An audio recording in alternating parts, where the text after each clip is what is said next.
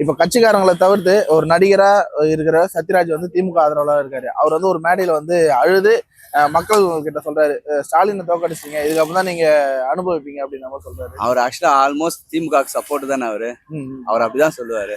General person கிட்ட கேட்டு பாருங்க, அவங்க எப்படி சொல்றாங்கன்னு தெரியும்.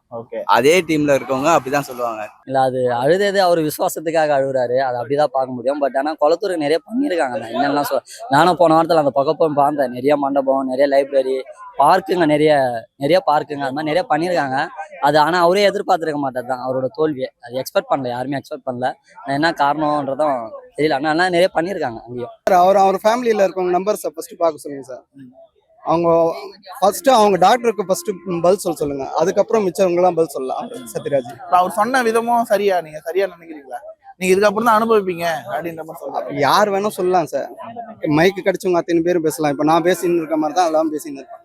கிடைச்சது பேசுறாரு. யாரு தோக்கடிக்கிறது அதெல்லாம் பெரிய விஷயம். அந்த தொகுதிக்கு நல்லது பண்ணா ஓகே. அது ஸ்டாலினா இருக்கட்டும், இப்போ விஎஸ் பாபுவா இருக்கட்டும், நல்லது பண்ணா மக்களுக்கு ஓகே தான்.